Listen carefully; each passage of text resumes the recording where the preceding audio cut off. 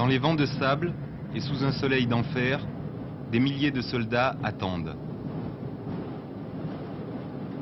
Ils se tiennent à l'abri d'un mur de sable et de cailloux qui serpente sur plus de 1000 km, séparant le désert du désert.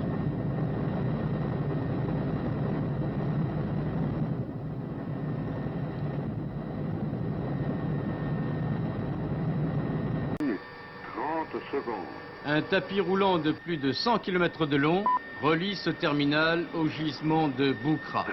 Difficile à protéger, ces installations avaient souvent été la cible du Front Polisario au lendemain de la récupération du Sahara occidental par le Maroc. Aujourd'hui en état de marche, elles sont prêtes à évacuer le phosphate du gisement de Boukra. Un supplément de ressources non négligeable pour le Maroc qui pourrait s'en servir pour payer en partie les investissements pour le développement du Sahara utile, pour payer aussi les dépenses énormes provoquées par cette guerre du désert. 13h24. Une guerre qui pour l'instant tourne à l'avantage du Maroc grâce à ce mur de défense imaginé par le général Dlimi, un mur qui empêche toute action d'envergure du Front Polisario contre le Sahara utile. Long de plus de 500 km, ce mur de pierre et de sable, protégé par des champs de mines, comporte des points d'appui espacés d'environ 5 km et disposant d'un système de détection radar capable de signaler toute présence ennemie entre 30 et 40 km au-delà du mur. Les observations radar sont analysées en permanence par un poste de commandement souterrain équipé d'un ordinateur. Les observations radar sont transmises au commandement qui prend la décision si l'objectif est susceptible d'être tiré ou pas. Et dans le premier cas, les tirs sont déclenchés sur cet objectif.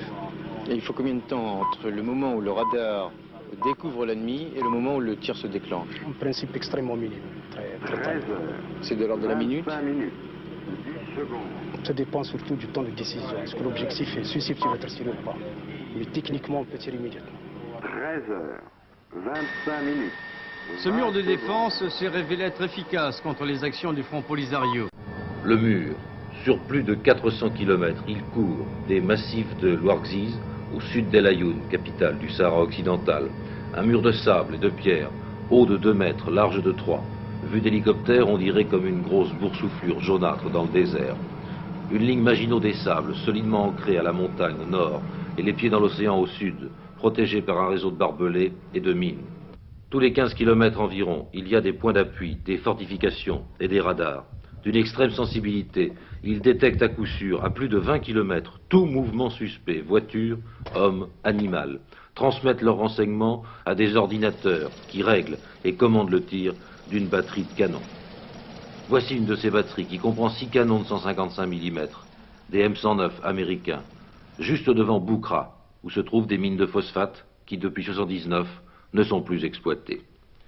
Pour le Polisario, ce mur constitue en fait un obstacle, jusqu'à présent, tout à fait infranchissable. Depuis que le mur a été définitivement terminé, nous n'avons pas eu d'histoire à l'intérieur.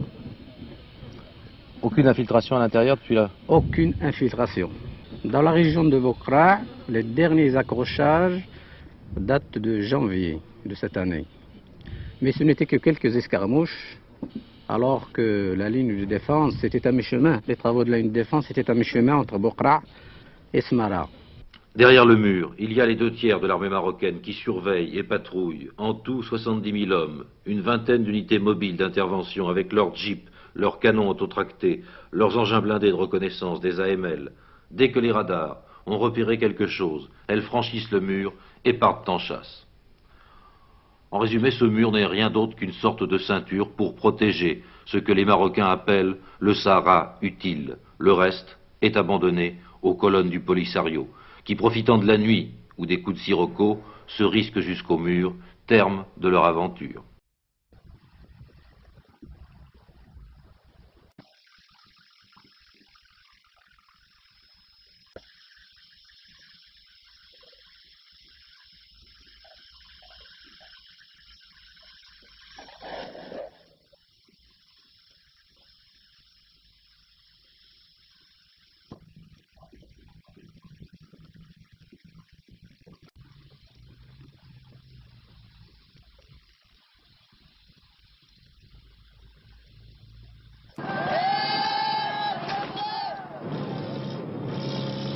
Ces villes champignons sont les vitrines du Maroc. Leur développement frénétique témoigne d'une politique de fait accompli. Le monde ici nie la guerre. C'est une guerre. ¿Qué clase de guerra? Mental o armamentista? Pourtant, cette guerre invisible coûte $1 million par jour.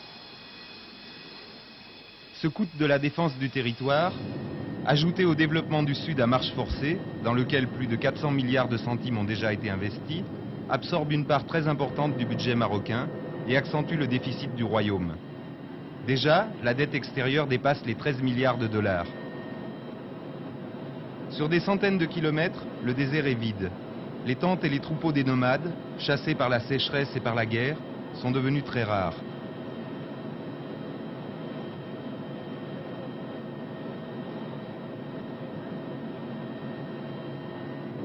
En route pour le mur, nous avons quitté la Aïoun en direction de Haouza, qui était jusqu'à la fin de l'année 1983 la capitale de la RASD. Les rues que vous voyez, ce sont celles du poste militaire que les Espagnols avaient à Haouza. Nous avons retrouvé ce que nous avions laissé en 1977. Depuis que l'armée est arrivée à Haouza, la population a suivi et vous verrez de vos propres yeux la population, vous verrez même une vie naître à Haouza par la construction d'un petit marché. Et on a commencé déjà à baptiser cette place comme la place du marché. Et ce sont des autochtones qui se sont installés avec leurs familles. Et nous comptons actuellement une quinzaine de familles.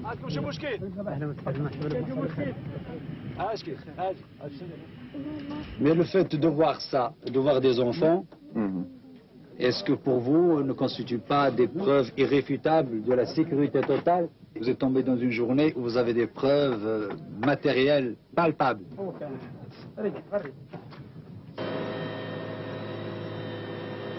Nous quittons Haouza, l'éphémère capitale de la RASD. Cet endroit désolé, jumelé cependant avec la ville du Mans, ne présentait apparemment aucun autre intérêt que d'être un point sur la carte, aussi proche que possible des parties vitales du territoire. Les Marocains l'ont réoccupé et inclus dans le périmètre du mur afin de liquider un symbole. Vu d'en haut, le mur apparaît comme une immense chenille de sable, un remblai de 3 ou 4 mètres de hauteur édifié au bulldozer. Les responsables militaires marocains insistent sur le fait qu'il s'agit d'un ouvrage mobile, pouvant être avancé à tout moment, comme cela a déjà été le cas à 3 reprises en direction des frontières algériennes et mauritaniennes. Plus de 3000 km ont été construits, dont 1220 sont actuellement en service opérationnel.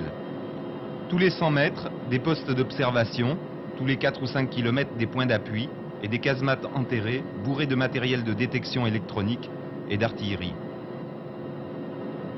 À l'abri des murs campe une armée évaluée selon les sources entre 80 000 et 120 000 hommes, dont la plus grande partie est mobilisée à des tâches logistiques.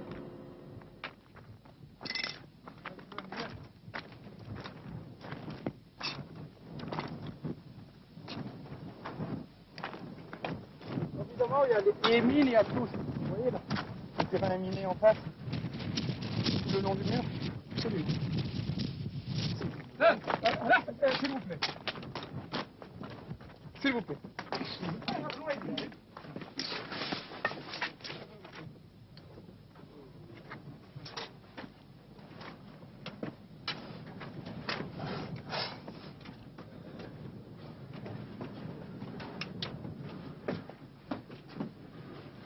Sur le mur, les soldats vivent dans des conditions très dures.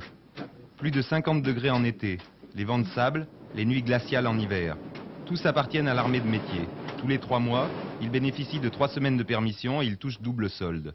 Donc vous êtes volontaire pour le Sud? Bien sûr, volontaire. Et alors pourquoi vous avez voulu être volontaire? Mais bien sûr, je suis venu pour défendre ma patrie. Ici, pour moi, c'est très calme. Il y a de temps en temps quelques jeeps isolés qui viennent, comme vous voyez maintenant ici. S'il vient à 15 km, vous n'y voyez rien du tout. Avec le temps qu'il fait, surtout s'il se met dans un talvé quelconque, il tire 3-4 coups qui tombent un peu au hasard et puis il file. Et c'est des objets auxquels on ne répond même pas parce que ce n'est pas des objectifs justifiables d'une riposte quelconque. Ça fait rigoler. De part et d'autre, on nous propose des images d'Épinal. Par exemple, des trophées militaires. Ici, au Maroc, c'est des chars T-55 russes. Ce dimanche 14 août, le Polisario et l'Algérie, son principal soutien, subissaient un grave revers politique. Le colonel Kadhafi, qui avait toujours défendu la cause sahraoui, signait à Oujda son contrat de mariage avec le roi Hassan II.